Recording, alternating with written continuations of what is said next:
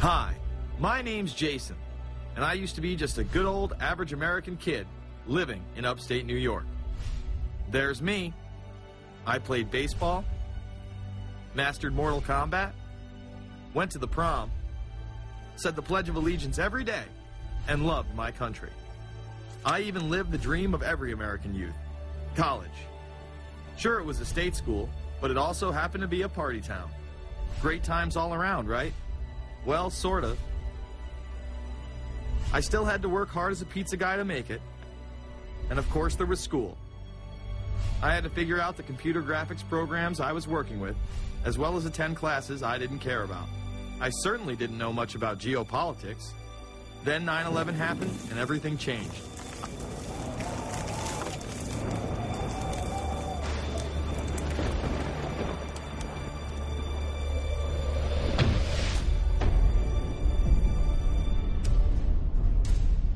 I was pissed. How dare the Muslim extremists massacre all those people? But was it all true? Prior to the invasion of Iraq, something didn't seem right. I then did a startling thing. I actually took a look at what happened that terrible September day. What I found horrified and angered me to such an extent that I took action. We were lied to, and lied to big time. Before I knew it, I went from a normal college student to the political guy at the party to one of the guys that brought you the first internet blockbuster, Loose Change. The film would not only change my life, but countless others as well. So if you've ever seen Loose Change, the documentary about September 11th, conspiracy theorist documentary, it is riveting. Oh, like, yeah. you watch it, and by the end, not even the end, 10 minutes in, you're like... You got your car packed, your head... You're just like, oh my God, it's all true. So every place, there's questions coming from this documentary.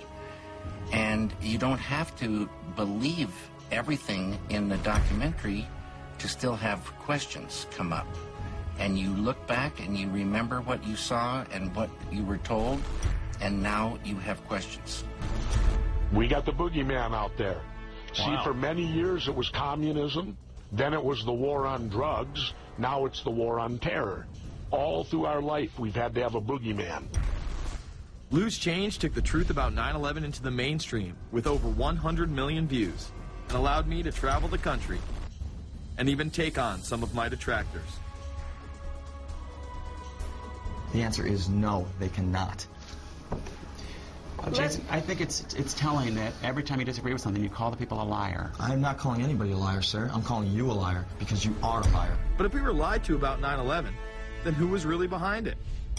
A lot of people on the web were pointing towards the New World Order, but that was impossible. I mean, the Hulkster couldn't be involved, could he?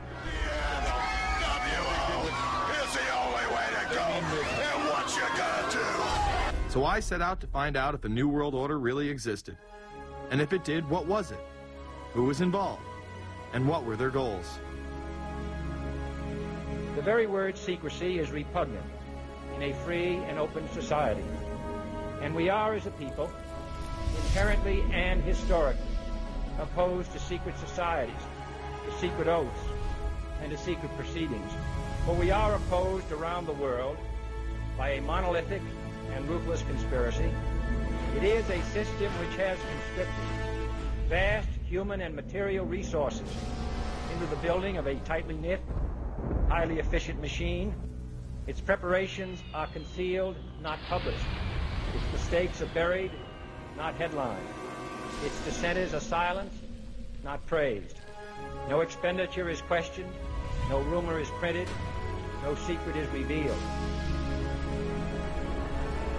Some cringe when they hear the term New World Order, despite all of these prominent people using it.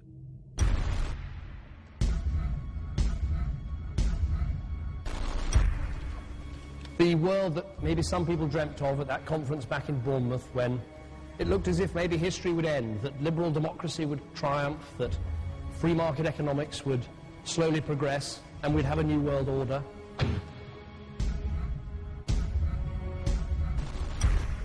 And together they helped to create, were the principal leaders in creating, a new world order and a winning strategy in the Cold War.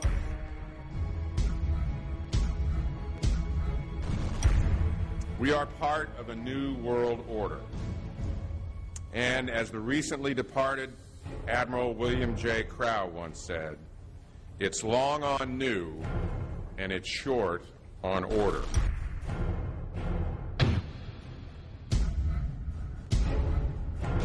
Walter Isaacson wrote a wonderful book about some of the wise men who helped shape the New World Order following the Second World War.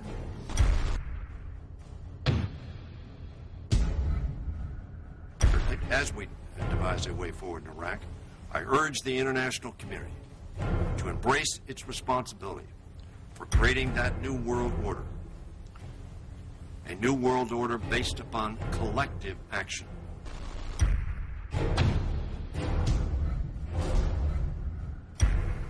The transatlantic partnership was never just the foundation of our security. It was the foundation of our way of life. It was forged an experience of the most bitter and anguished kind.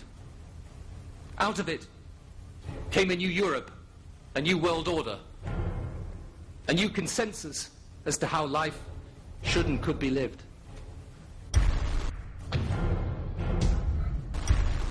And just like that, it was gone. It was a new world order. That's what President George H. Bush said. Harvard historian Francis Fukuyama pronounced the end of history. In fact, when it is used, that person is often dismissed out of hand because of the perception that it is nothing more than a conspiracy theory. Actually, the idea of global governance and a one world order has been around for centuries, and the term New World Order has been used frequently in recent history. The New World Order means different things to different people, but to those who expect to be in control of it, it means the same thing. It means all the world under their control. They believe that somebody must rule. After all, people are too darn dumb to know how to rule themselves. They figured that that's their role. The first in-depth publication of note was Samuel Zane Batten's work, The New World Order, which was published in 1919. Under the cloak of Christianity, this order speaks of a new world rising and advocates social control over all people and all resources. It promotes a world federation with a world parliament, an international court, and a global police force. Some of its goals are as follows. Community. The danger and loss in crime and degeneracy. The determination to make community life safe, sanitary, wholesome, and moral. Industrial. The disappearance of class distinctions and the solidarity of all interests in the economic process. National. The conception of the nation's welfare as the supreme concern, with the policy that everything shall contribute to this end, and every person must do some useful work. International. The creation of an international mind, with a world consciousness and a world patriotism. The destruction of every arbitrary power that can separately and of its single choice disturb the peace of the world. Well, government is good, right? It put an end to war. Well, it could put an end to war because you just only have one dictator. I think Adolf Hitler had that in mind. He wanted a world government too, with himself as the master leader. Many have regarded Hitler as the apex of evil, a true heart of darkness. But how many people know that Hitler had his own vision of a new world order? Hitler had been promoted by the establishment. He graced the cover of Time magazine many times and was their Man of the Year twice. His vision was simple: unify Europe and then the world. The only real difference was that his order was racially motivated, instead of being based solely on religion. He even wrote a lesser-known follow-up to Mein Kampf in 1928 that many have dubbed My Order, or New World Order. President Roosevelt would condemn this order prior to World War II. Nazi forces openly seek to establish systems of government based on the regimentation of all human beings by a handful of individual rulers who seize power by force. Yes, these men and their hypnotized followers call this a new order. It is not new, and it is not order. The idea of globalization was so prominent in Nazi ideology that the 1936 Berlin Games would be the first time that the Olympic rings would be displayed prominently and promoted in order to glorify the Third Reich. This symbol represents the 5 major regions of the world: Africa, America, Asia, Europe, and Oceania, interlocking and coming together as one. This one world philosophy still defines the Olympic Games today. Australia, hello and welcome. One world, one dream. Hitler's methods of youth corps, concentration camps, eugenics, and military aggression were so visible to the rest of the world, he eventually failed. However, his vision of a new world order lived on. Author H.G. Wells, the man behind The Time Machine and War of the Worlds, would write about a planned world state in which there must be a common faith and law for mankind. In 1939, he would publish a full book on the matter called The New World Order. Wells again has a similar vision, stating that national individualism has to go and that sovereign states must end. He then goes on to write, in the great struggle to evoke westernized world socialism, contemporary governments may vanish. Perhaps his most chilling prediction is that countless people will hate the New World Order, be rendered unhappy by frustration and their passions and ambitions through its advent, and will die protesting against it. Many of them quite gallant and graceful-looking people. Collectivism is that concept where individuals are considered to be discardable, and that the group is more important, and that the ultimate group, of course, is the state. And so it boils down eventually to the fact that the state is the all-important unit of society, and citizens exist only to serve the state. Other men of prominence would also promote a New World Order during the 1960s, including industrialist and former New York Governor Nelson Rockefeller. These are some of the reasons pressing us to lead vigorously towards the true building of a New World Order. Rockefeller would also become vice president under Gerald Ford.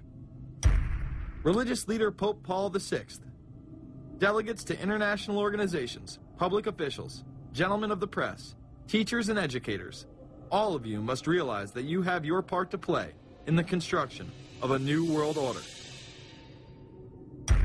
As well as former President Richard Nixon. And the hope that each of us has to build a new world order. However, Nixon was largely a mouthpiece for his most dominant advisor, Secretary of State Henry Kissinger. Kissinger may be the most vocal proponent for a new world order of his era. He has called for it time and time again, in policy papers, meetings, and interviews. Time magazine recognized both Nixon and Kissinger as Men of the Year after announcing their New World Order in China. However, they were working on it long before. In these once classified documents, they both discussed the New Order with the President of Indonesia. Mainstream media was even critical of Kissinger's vision in the early 70s. In ragged, spasmodic fashion, a new world order is coming into being, but it looks less and less like the world order that Mr. Kissinger had constructed in his own mind. Kissinger's New World Order would fall under the radar for some time. However, it saw a vast revival during the first Bush administration. Here is Brent Scowcroft, former vice chairman of Kissinger Associates and former national security advisor under both Ford and Bush Sr., as he discusses the New World Order. Looking at the subtitle this morning, Are We Ready for the New World Order? Gives me something of the shudders. That phrase, New World Order, I'm afraid I'm partly responsible for resurrecting. To me, what that symbolized was perhaps a fundamental change in the character of our response to national security issues. Here, Charlie Rose asked Scowcroft, Kissinger, and former national security advisor Zbigniew Brzezinski if we are living in a new world order. Where are we as we think about this time in American foreign policy? Are we at a special moment which is being redefined? Or are we creating a new world order?